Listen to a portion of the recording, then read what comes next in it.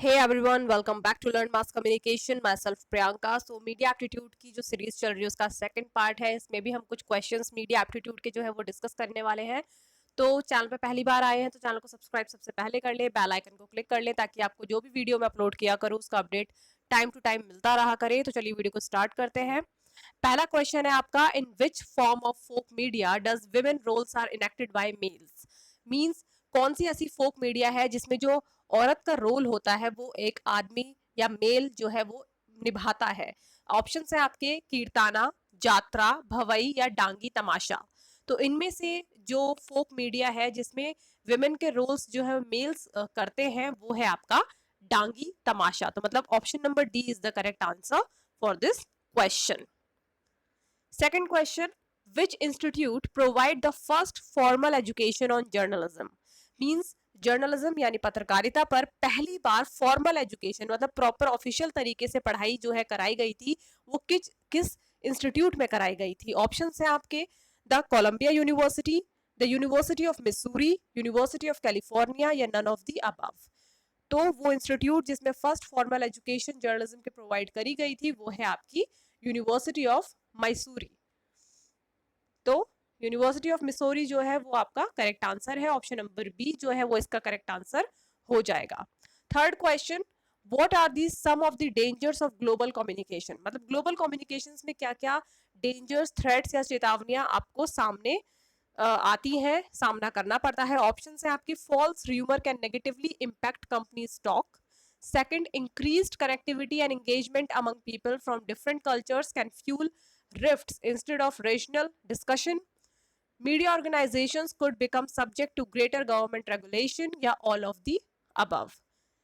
तो जो global communication होती है उसमें जो डेंजर्स आते हैं वो ये सभी डेंजर्स जो है वो इसके अंदर आ सकते हैं. तो इसका जो करेक्ट आंसर है वो है ऑल ऑफ द अबव.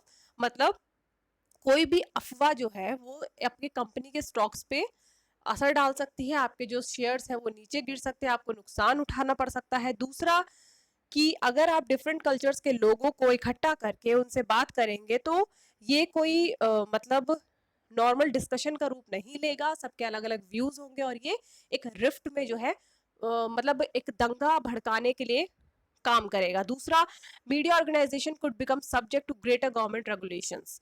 ठीक है, तो ये तीन जो है आपके डेंजर्स होते हैं ग्लोबल कम्युनिकेशन में. तो इसका जो करेक्ट आंसर है वो हो जाएगा आपका option number D. All of the above is the correct answer for this question. Fourth question, what key aspect differentiates today digital media from traditional media? Options are longevity, interactivity, portability या none of the above. तो इसका जो correct answer है, मतलब इस question में पहले पूछा क्या गया वो डिस्कस कर लेते हैं.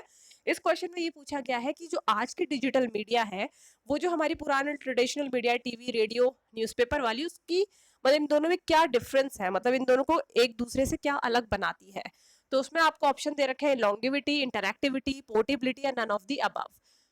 तो इन दोनों में जो डिफरेंस है वो है आपका इंटरैक्टिविटी का. तो मतलब जो इसका करेक्ट आंसर हो जाएगा वो हो जाएगा option number B, that is interactivity. Interactivity कैसे, मींस आप डिजिटल मीडिया के थ्रू एक दूसरे से कनेक्ट कर सकते हैं, एक दूसरे से बात कर सकते हैं, फीडबैक दे सकते हैं. पहले के टाइम पे फीडबैक का कोई ऑप्शन नहीं था, बट इसमें जो कम्युनिकेशन होती है, जो न्यूज होती है उसमें कमेंट्स का ऑप्शन होता है. आप कमेंट करके फीडबैक दे सकते हैं, बता सकते हैं, उसके व्यूज अपने जो है हाथ के हाथ जाहिर कर सकते हैं. तो बस यही इसमें जो है एक डिफरेंस है दोनों मीडिया में. Fifth question, mediated communication as it involves storage technology is. Options are a process by which a message or communication is transmitted via some form or medium. तो सेकंड ऑप्शन इसमें दे रखा है the second stage in the escalation phase of romantic relationships. और C दे रखा है all forms of communication then other words themselves. Four दे रखा है ऑल ऑफ द अबव. तो मीडिएटेड कम्युनिकेशन जो होती है वो होती है आपकी एक process by which a message और communication is transmitted via some form और मीडियम. तो इसका जो करेक्ट आंसर हो जाएगा वो हो जाएगा आपका option number A. Sixth question, the main purpose of a symmetric two-way model of public relation is. जो public relations का symmetric two-way model है उसका main purpose क्या है. ऑप्शन है आपके distortion of facts, scientific persuasion, personality promotion या discourage competition. तो जो सिमेट्रिक टू वे मॉडल है पब्लिक रिलेशन का, उसका जो मेन पर्पस है वो है आपका scientific persuasion.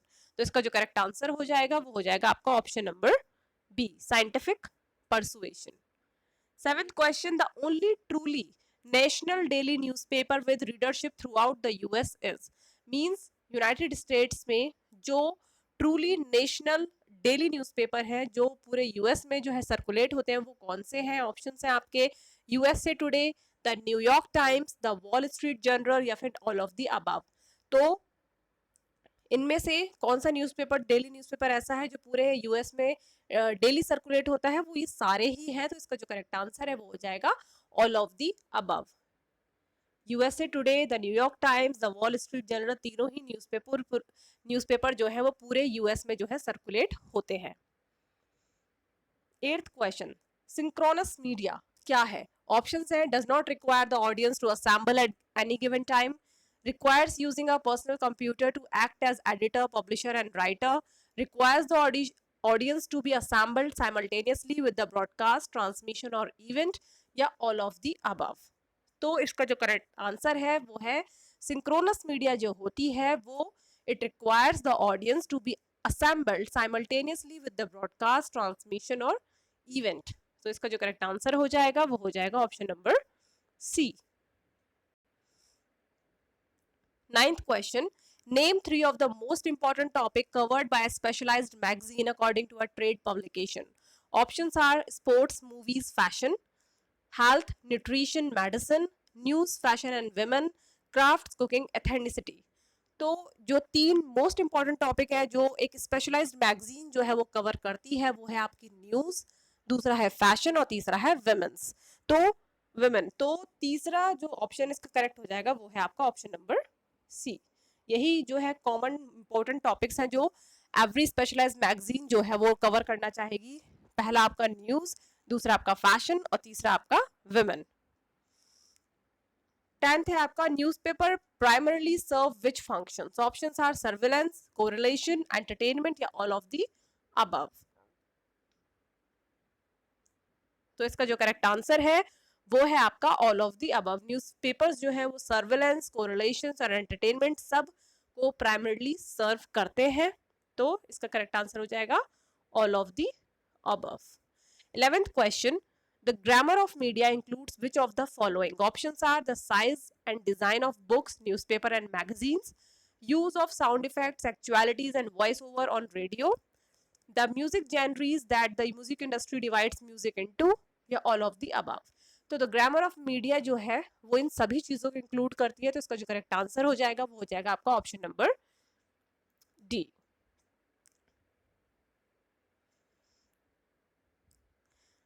Twelfth question, which of the following is not one of the 3 general categories in building media literacy? Options are media grammar, fragmentation of media channel, media production practices या commercial forces shaping media content। तो media literacy जो है इनमें से 3 में से कोई एक ऐसा बताइए जो जनरल कैटेगरी में मीडिया लिटरेसी बिल्ड करने में मदद नहीं करता है। तो वो है आपका मीडिया प्रोडक्शन प्रैक्टिसेस। तो ऑप्शन नंबर सी जो है वो इसका करेक्ट आंसर हो जाएगा। तो ये कुछ क्वेश्चंस हमने देख लिए आज, 12 क्वेश्चंस। ऐसे हम कल की सीरीज में भी देखेंगे और साथ ही जो इसका पीडीएफ है वो मैं आपको टेलीग्राम चैनल पे दे दूंगी। पहली वाली मीडिया एप्टीट्यूड का पीडीएफ मैंने उस पर शेयर कर दिया है। साथ ही आप चैनल को सब्सक्राइब जरूर कर लें, बेल आइकन को क्लिक करें, वीडियो को लाइक जरूर किया करें और शेयर भी किया करें ताकि और भी लोग हमसे जुड़ सके। Thank you so much.